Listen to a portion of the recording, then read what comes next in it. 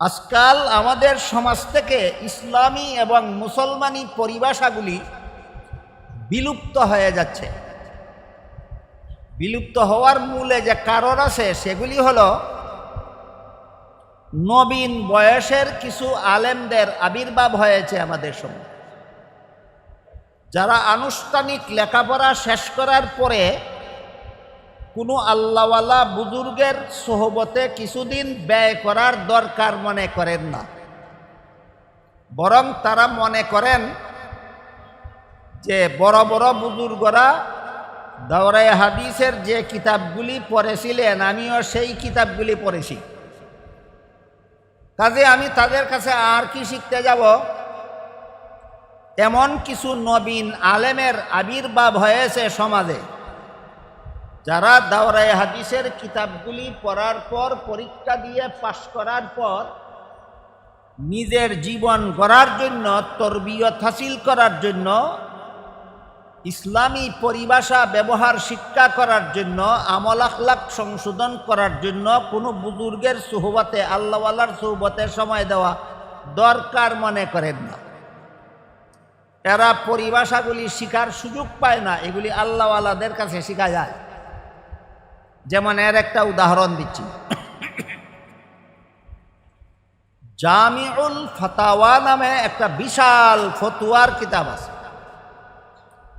সেখানে পরিষ্কার ভাষায় উল্লেখ করা আছে, এক প্রশ্নের উত্তরে প্রশ্ন করা হয়েছে যে ইসলামী সঙ্গীত সম্পর্কে শরীয়তের বিধান কি। জবাবে লেখা আছে সঙ্গীত শব্দটাই ইসলামী নয়, সঙ্গীত কখনো ইসলামী হতে পারে না, ইসলামে কোনো সঙ্গীত থাকতে পারে না। সঙ্গীত হল ফাসিক ফুজ্জারদের পরিভাষা, পাপিষ্টদের পরিভাষা, যারা সদা সর্বদা গান বাজনা নিয়ে লিপ্ত থাকে, এদের পরিভাষা সঙ্গীত। ইসলামের পরিভাষা সঙ্গীত নয়, ইসলামের পরিভাষা হইল তারানা, ইসলামের পরিভাষা হল নাত, ইসলামের পরিভাষা হল গজল, ইসলামের পরিভাষা হল কসিদা, ইসলামের পরিভাষা হল নাশিদ। এইগুলি ইসলামী পরিভাষা, সঙ্গীত ইসলামী পরিভাষা নয়। এজন্য ফতোয়ার কিতাবে পরিষ্কারভাবে লেখা আছে সঙ্গীত কখনো ইসলামী হতে পারে না, ইসলামে কখনো সঙ্গীত থাকতে পারে না। অথচ আমাদের এই যে নবীন বয়সের কিছু আলেম এই সমাজে আবির্ভাব হয়েছে, তারা অহরহ ইসলামী সঙ্গীত শব্দ ব্যবহার করে চলেছে।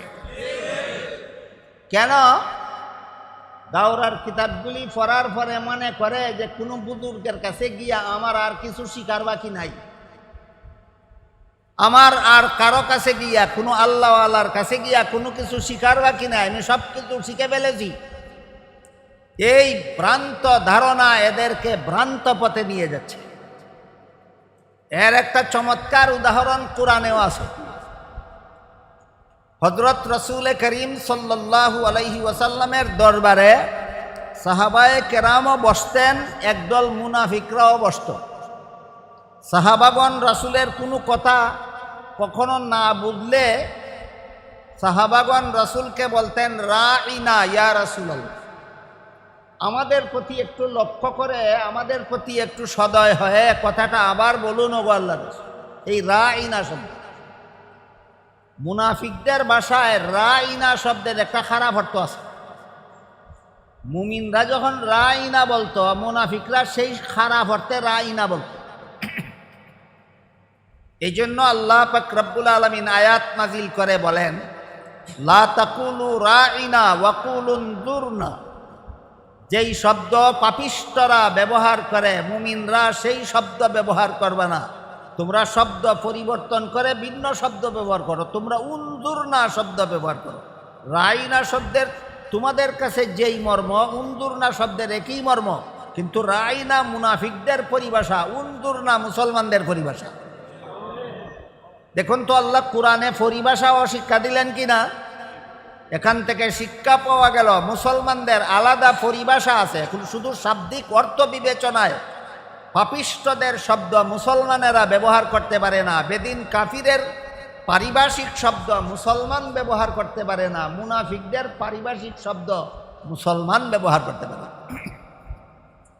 এই গেল তিলাওয়াত শব্দ সম্পর্কে সামান্য আলোচনা।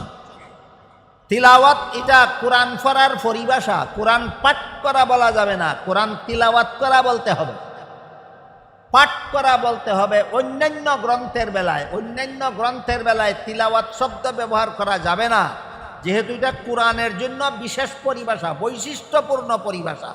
তিলাওয়াত শব্দ শুধু কোরআনের জন্য ফিট, অন্য গ্রন্থের বেলায় আনফিট।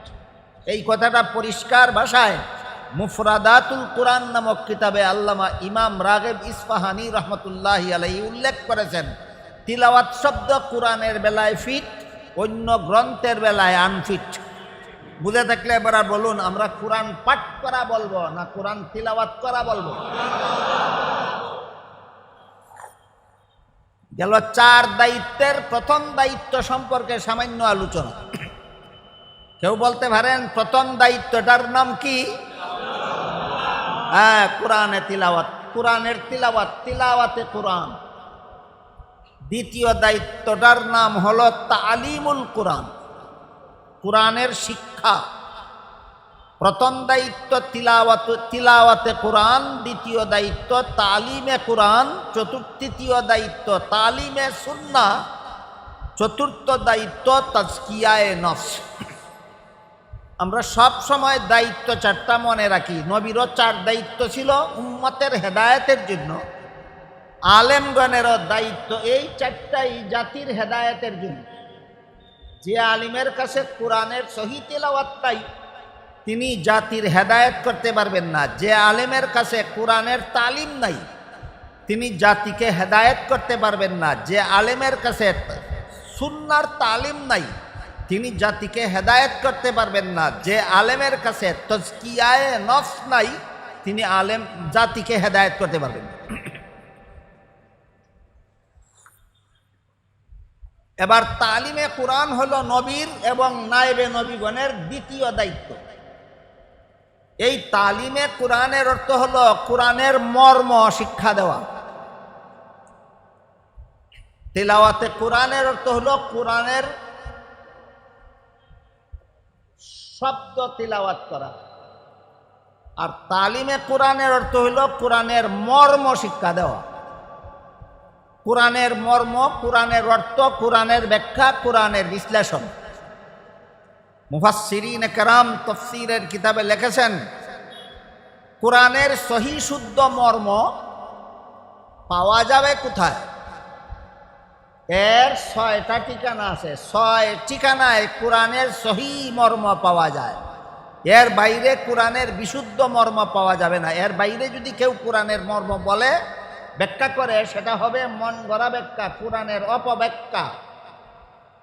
আমার কথা বুঝে থাকলে একটু দয়া করে বলুন, কোরআনের বিশুদ্ধ ব্যাখ্যা কত ঠিকানায় পাওয়া যায়? 6 ঠিকানায় পাওয়া যায়। 1 নম্বর ঠিকানার নাম তাফসীরুল কোরআন বিল কোরআন। 2 নম্বর ঠিকানার নাম তাফসীরুল কোরআন বিল আহাদিসিন নববিয়্যা। 3 নম্বর ঠিকানার নাম তাফসীরুল কোরআন বি আসারিস সাহাবা। 4র্থ ঠিকানার নাম তাফসীরুল কোরআন বি আকওয়ালিত তাবেঈন। 5ম ঠিকানার নাম তাফসীরুল কোরআন বি ইজতিহাদিল মুজতাহিদিন। 6ষ্ঠ ঠিকানার নাম তাফসীরুল কোরআন বিল কওয়াইদিল আরাবিয়্যা। বাংলায় বলি, কোরআনের সহি ব্যাখ্যা, কোরআনের সহি মর্ম, সহি অর্থ যে 6 ঠিকানায় পাওয়া যায়, এই 6 ঠিকানার প্রথম ঠিকানা স্বয়ং কোরআন। অর্থাৎ কোরআনের কোনো আয়াতে যদি একটা কথা সংক্ষেপে বলা হয়ে থাকে, অন্য আয়াতে যদি ওই বিষয়টাই বিস্তারিতভাবে বলা হয়ে থাকে, তাহলে পরবর্তী আয়াতটা হবে প্রথম আয়াতের জন্য ব্যাখ্যা। কোরআনের ব্যাখ্যাটা কোথায় পেলাম? কোরআনেরই আরেকটি আয়াতে পেলাম। যেমন ধরুন, সূরা ফাতিহার এক আয়াতে আল্লাহ আমাদের নির্দেশ দিয়ে বলেন, তোমরা ইহদিনাস সিরাতাল মুস্তাকিম বলে আমার কাছে দোয়া করো। এর অর্থ হলো আমাদেরকে সুজা পথ দেখাও। কিন্তু সুজা পথের আর কোনো ব্যাখ্যা এখানে বলা হয়নি। তাই পরবর্তী আয়াতে বলা হয়েছে সিরাতাল্লাযীনা আনআমতা আলাইহিম, হে আল্লাহ আপনি যাদেরকে নিয়ামত দান করেছেন তারা যে পথে জীবনযাপন করেছেন সেই পথটাই সুজা পথ। তাইলে ইহদিনাস সিরাতাল মুস্তাকিম আয়াতের ব্যাখ্যা হলো সিরাতাল্লাযীনা আনআমতা আলাইহিম। ইহদিনাস সিরাতাল মুস্তাকিমের মধ্যে শুধু সুজা পথ বলা হয়েছে, কোন পথ সুজা পথ তা বলা হয়নি।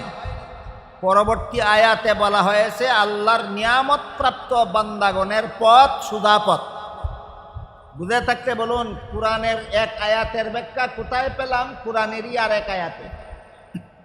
এটার নাম তাফসীরুল কোরআন বিল কোরআন। কোরআনের এক আয়াতের ব্যাখ্যা কোরআনেরই আর এক আয়াতের দ্বারা যদি হয়, এটা কোরআনের সহি ব্যাখ্যা, এক নম্বর সহি ব্যাখ্যা।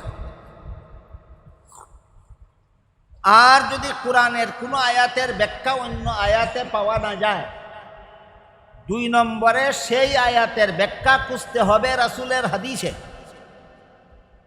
সুতরাং রাসূলের হাদিস হলো কোরআনের সহি ব্যাখ্যার দ্বিতীয় ঠিকানা। হাদিসের দ্বারাও যদি কোনো আয়াতের মর্ম পরিষ্কারভাবে বুঝে না আসে, তাহলে সেই আয়াতের মর্ম খুঁজতে হবে সাহাবায়ে কেরামের জীবনীতে।